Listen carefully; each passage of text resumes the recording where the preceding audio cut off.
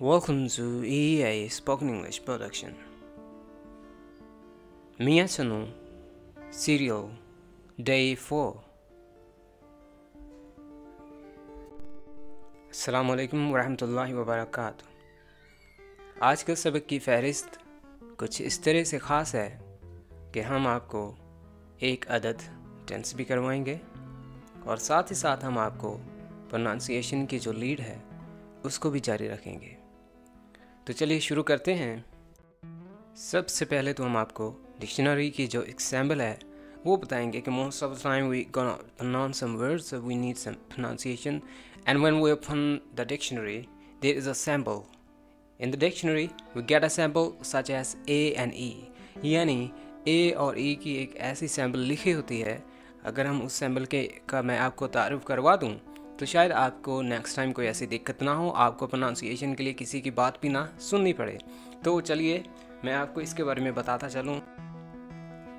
Britain के दौर की जो इंग्लिश थी तब में जो ए में और अब वाले ए की शेप में काफ़ी डिफरेंस आया है। इस वाले को एक सैम्पल बना के रख दिया गया कि एक ए आ होता है और एक ए होता है, राइट। तो इन दोनों को अलग अलग कर दिया, लेकिन लफ्ज़ या अल्फ़ाबेट कह लें वो एक ही है, सैम्पल डिफरेंट है। तो चुनांचे जो ये वाली सैम्पल होगी ए के ऊपर तो हम उसको ऐसे लंबा वावल करके खींचेंगे।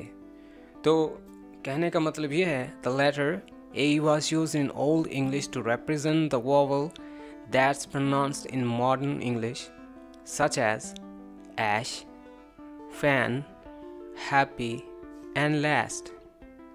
Mostly we not spell that vowel with the letter A because of the great vowel shift. यहाँ पे बताता चलूँ कुछ वर्ड्स हैं, जैसे ये वर्ड है that, इसको that नहीं कहा गया।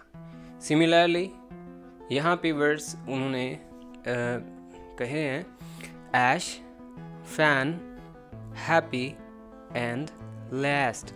अब ये last भी बोला जाता है, गलत तो नहीं है, लेकिन जो इस सैम्पल में आ रहा है डिक्शनरी हमें कहती कि इसको आप लॉन्ग साउंड में दे, जैसे इसको हम स्ट्रेस करेंगे, रिड्यूस नहीं करेंगे। तो हम इसका साउंड ऐसे होगा last. Mostly we not spell that vowel with the letter A, यानी हम इसको अब इसके बजाय इस शेप में राइट अप करते हैं। Well the first thing is first, let's practice some of the words. The first word is cat, hat, bat, gnat, sat, bat, sat, lad, dad, when, len, san, can, dan, dan, map, cap, lap. So ये sounds आपको ये कुछ तो short words हैं, जैसे साहब के लाहा के होते हैं ना, जैसे फॉर एग्जांपल ये डैन है तो डांस, ये लैंड है तो लैंड, और ये cat category, bat gnat, sat, bat, sat, lad, dad. तो इन वर्ड से हम क्या करते हैं, व्हाट डू वी डू, हम इसको अगर हमें ये सैम्पल का पता हो, इल्म हो, तो हम अल्फाज को अच्छी तरह से प्रोनाउंस कर सकते हैं। And this word is LAN, so we should say language. Dan, dance. जब हम डान कहते हैं तो डांस कहते हैं, गलत वो भी नहीं है, लेकिन सही ये भी है, क्योंकि हमें बताया जाता है कि हम इसको लॉन्ग वोवल साउंड में लेके आएंगे। डांस, सिमिलरली लैप, लैप से लैपटॉप। यहाँ पर एक बात काबिल ज़िक्र है कि बाज़ का तो वर्ड्स होते हैं, जैसे हम दो बार स्ट्रेस नहीं कर सकते। इंग्लिश में दो चीज़ें, एक होता है स्ट्रेस, एक होता है रिडक्शन।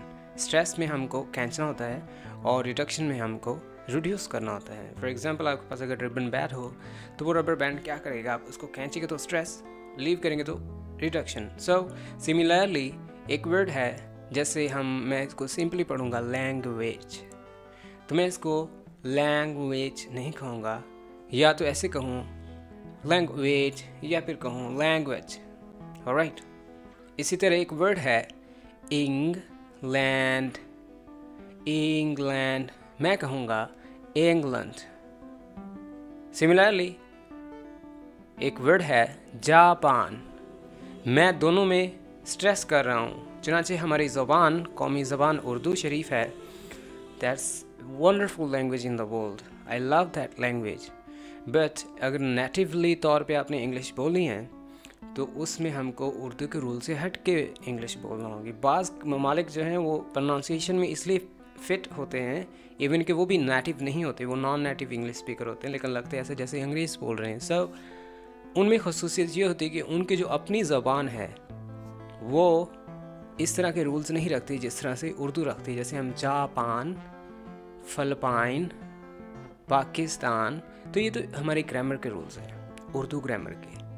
अब इससे हट के जो इंग्लिश के रूल्स हैं बाज़ औक़ात ऐसे हैं कि हम डबल स्ट्रेस नहीं दे सकते एक ही लफ्ज़ में। जैसे जापान नहीं कह सकते, हमें कहना है तो जापान, JAPAN, जापान। इसी तरह बेल्जियम, बेल्जियम तो हम कहेंगे बेल्जियम।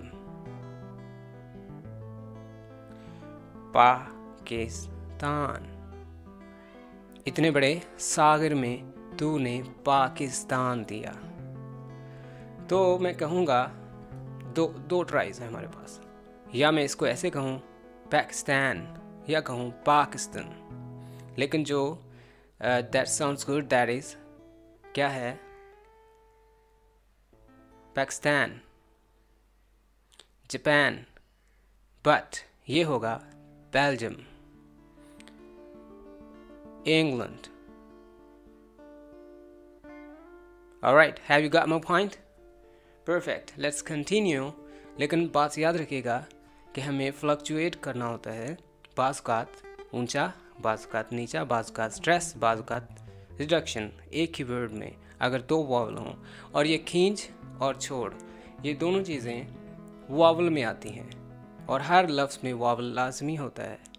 जिस लफ्ज़ में दो वावल हों उसमें स्ट्रेस होता है, रिडक्शन भी। जिसमें एक वावल हो उसमें या तो स्ट्रेस होगा या रिडक्शन होगी।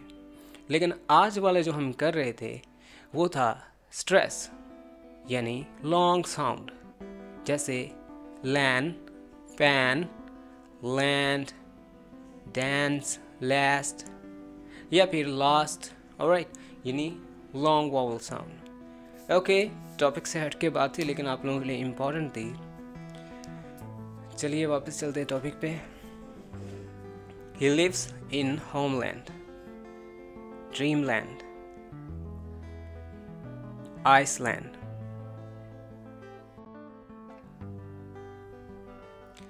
इनको प्रोनाउंस कीजिएगा,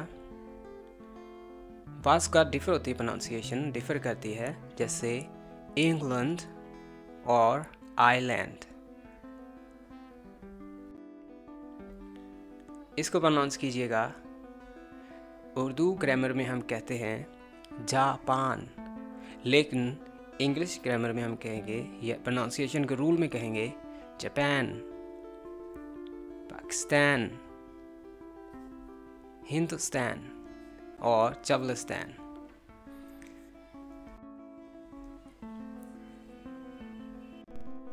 Word of the day. Today we have adjective यानी इसमें सिफ्त। लफ्ज़ above board क्या है? above board यानी सादको अमीन, सीधा सादा, स्ट्रेट फॉरवर्ड, ईमानदार, साफ शफाफ। above board 1594 में यानी 1594 में इस्तेमाल हुआ सबसे पहले। इसकी जो एटमोलॉजी है वो कुछ इस तरह से है कि बोर्ड नज़र आ रहा है आप लोगों को, ये वाला?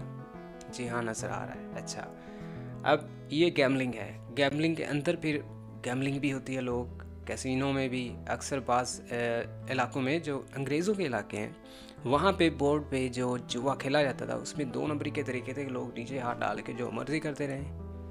तो उन्होंने कहा था कि अपना हाथ ऊपर रखो, put your hand above the board, जैसे set relax, keep calm, get position. तो इसी तरह कहते हैं बी अबव द बोर्ड, यानी अपने हाथों को बोर्ड के ऊपर रखो। तो ये वर्ड निकला अबव द बोर्ड, और ये बड़ा मशहूर फ्रेजल वर्ब भी है। उस आदमी के काम अबव बोर्ड हैं, वो आदमी अबव बोर्ड है, यानी शख्स से बालातर है, सादको अमीन है, ईमानदार है। That man is above the board, his performance is above the board. Here we have the use of first form। याद रखिएगा कि पहली फॉर्म, दूसरी, तीसरी और चौथी फॉर्म, अब इनके इस्तेमाल से ये इतनी ही फौकियत रखते हैं कि जितना इंग्लिश बोलना। ये टेंसेस अगर आप नहीं सीखना चाहते तो सिर्फ फॉर्म्स का इस्तेमाल सीख लें, आप टेंसेस खुद बोलने लग जाएंगे। टेंसेस का यही मतलब होता है ना कि किस ज़माने में कैसे बात करनी है, तो सिर्फ फॉर्म से ही पता चलता है कि कौन से ज़माने में बात हो रही है। तो अगर आपको फ़िक्रा बनाना आता है लेकिन पूरी इंग्लिश जो है वो बोलनी नहीं आती, यानी आपको टेंसेस की कमी है, तो आप फॉर्म्स के इस्तेमाल सीख लीजिए। और दूसरा, फॉर्म्स याद कर लीजिए। और वैसे भी मैंने फॉर्म्स ऑफ वर्ब्स की सीरीज़ चलाई हुई है। इसी तरह अगर आप फॉर्म्स ऑफ वर्ब्स याद करेंगे और इनके इस्तेमाल को सीखेंगे, जैसे मैं आज बताना चाहता हूँ how to use first form of the verb, मैं इस तरह के 4 लेक्चर्स पहले भी बना चुका हूँ। पहली फॉर्म का इस्तेमाल, दूसरी, तीसरी और चौथी, यानी अलग अलग। अब इस सीरीज़ में बताना चाह रहा था क्योंकि टेंसेस सीखने के लिए बेसिक चीज़ें बहुत अहम होती हैं। तो पहली फॉर्म का इस्तेमाल इन सूरतों में होता है जब हम किसी का तारुफ कराने लगे, आदत बताना हो। इसके अलावा एक और चीज़ भी है कि किसी की तारीफ़ करनी हो, शिकायत करनी हो, चुगली करनी हो, किसी की रूटीन बताना हो, तो हम इसी फॉर्म में ही उनका जिक्र करते हैं। You speak the truth, I right the blog every day, she writes beautifully. ये आप तारीफ़ भी कर रहे हैं। अगर आप किसी का तारुफ करवाना चाहें, जैसे वो जॉब करता है, राइट। हाँ, एक और चीज़ भी है कि बाज़ औक़ात, बल्कि बेशतर बार, जो उर्दू फ़िक्रात के आखिर पे ता है, ती है, ता हूँ, आए, तो पहली फॉर्म तो लाज़िम मलज़ूम है। तारुफ करवाते हुए, आदत बताते हुए हम यही कहते हैं you speak the truth, I right blog every day. आजकल लेटेस्ट दौर है ना, पहले लोग डायरीज़ लिखा करते थे, मैं भी लिखा करता था। फिर इंटरनेट का दौर आ गया, अब हर कोई, जिसके पास वेबसाइट है वो ब्लॉग लिखता है, जिसके पास फेसबुक है वो पोस्टें बनाता है, तो इसको ब्लॉग कहा जाता है, राइट। यानी ब्लॉग एक डायरी की शक्ल है। शिकायत, चुगली, you lie, they shout every time, वो हर वक्त शोर करते रहते हैं, चीखते चिल्लाते रहते हैं। She always snores while sleeping, वो हर वक्त सोई रहती है। She always snores while sleeping, वो हर वक्त सोते हुए क्या करती है?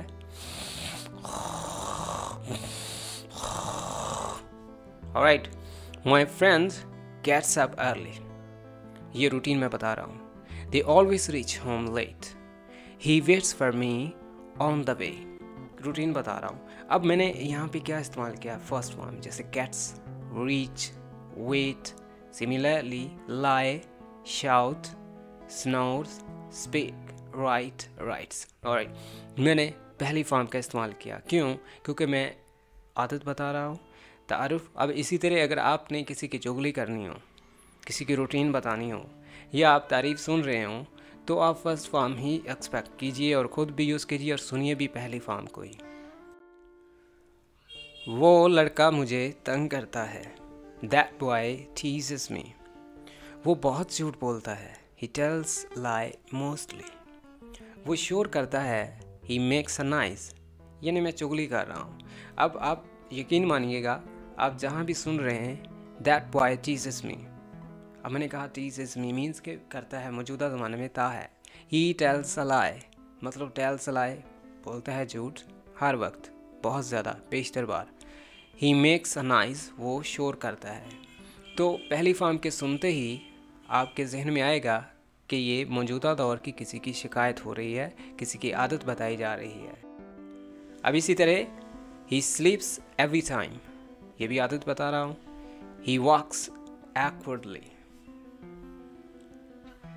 ही स्माइल्स while talking। अब तीनों फ़िक्रात में 3 बातें हैं, तीनों आदात हैं और तीनों पहले ज़माने में की गई हैं। क्यों? क्योंकि मैंने पहली फॉर्म का इस्तेमाल किया। और ता है जैसे वो हर वक्त सोया रहता है, ही स्लीप्स एवरी टाइम। वो टेढ़ा होकर चलता है, अजब सा होके, तो मैं कहूँगा ही वॉक्स awkwardly। वो मुस्कुरा कर बात करता है, ही स्माइल्स while talking। किसी की रूटीन बताना हो, वो यहाँ से गुजर कर जाता है, ही passes by here। वो लेट वापस आता है, देर से घर वापस आता है, ही comes back home late। वो चाय ज़रूर पीता है, ही takes tea at any cost। यानी ज़रूर पीना, किसी भी तरह हर सूरत में चाय पीनी ही पीनी है, तो कहता है ही takes tea at any cost।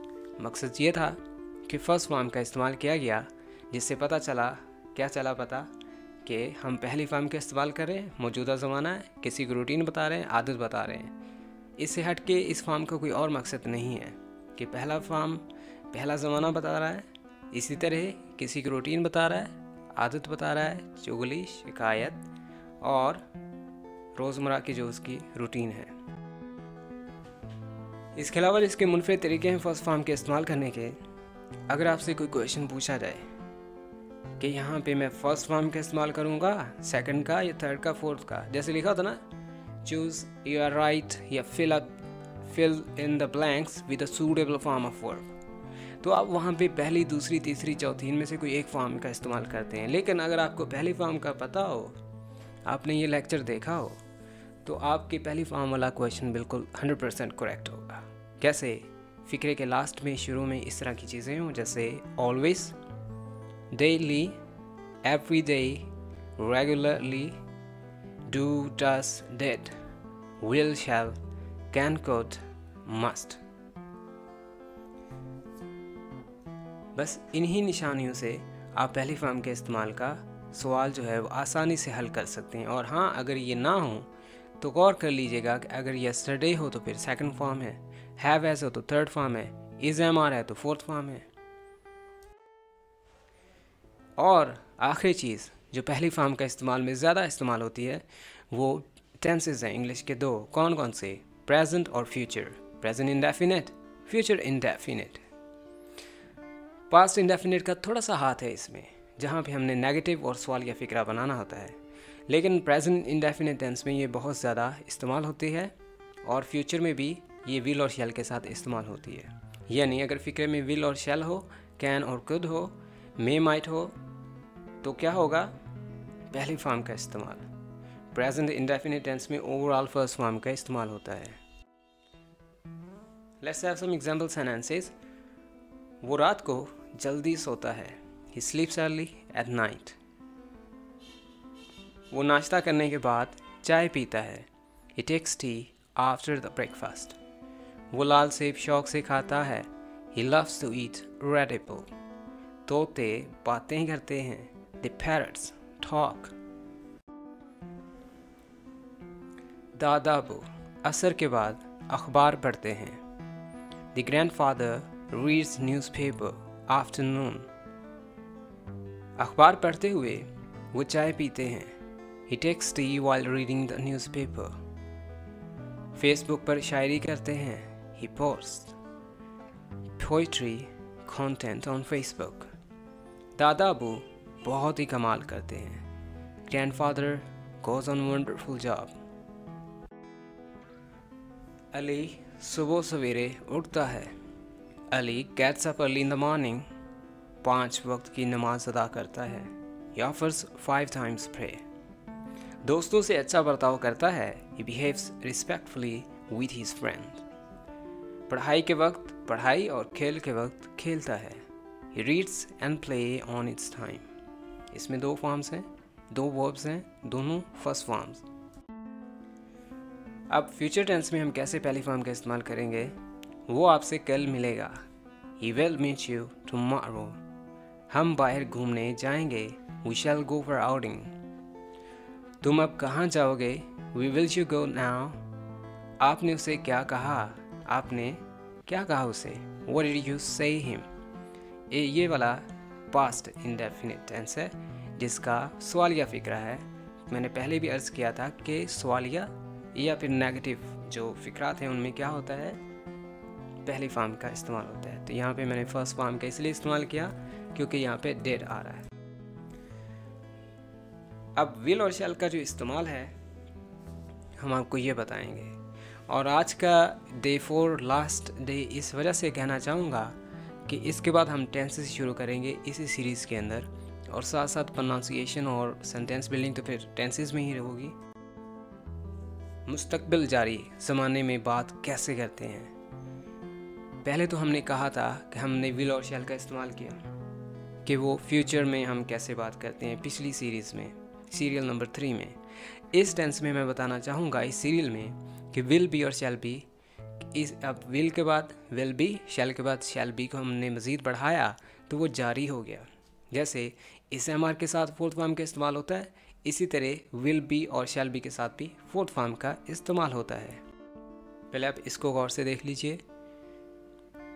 आई और way plus shall be, but, you, they, he, she, it और नाम, ये होगा विल बी।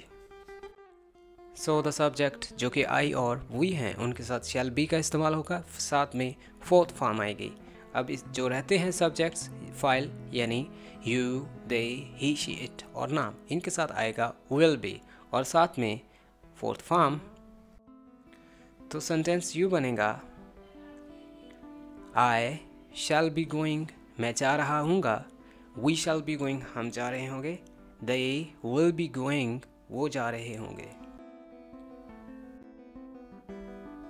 ये देखिए फ्यूचर इंडेफिनिट टेंस जिसका ये पहला फिक्रा है वो कल आएगा, ही विल कम टुमारो।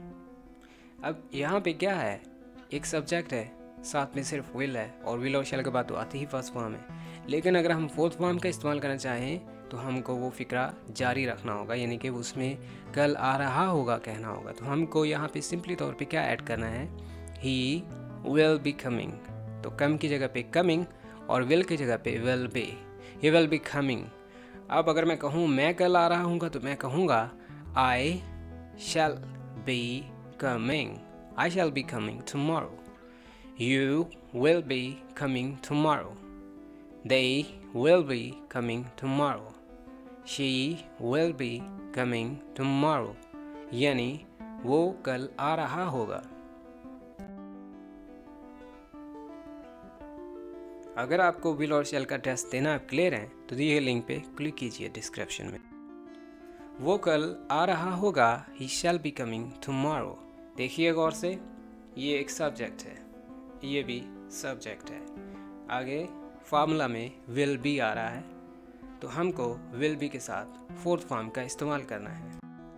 मैं तो कल सो रहा हूँगा, यानी अगर मुझे कहना हो मैं तो सो रहा हूँगा तो मैं कहूँगा I shall B sleeping tomorrow. तो इसका मतलब है मैं तो कल सो रहा हूँगा। वो आ रहा होगा, ही विल बी कमिंग। लेकिन अगर कहना हो वो आ ही रहा होगा, ही वुड बी कमिंग। वो ज़रूर आ रहा होगा, he must be coming।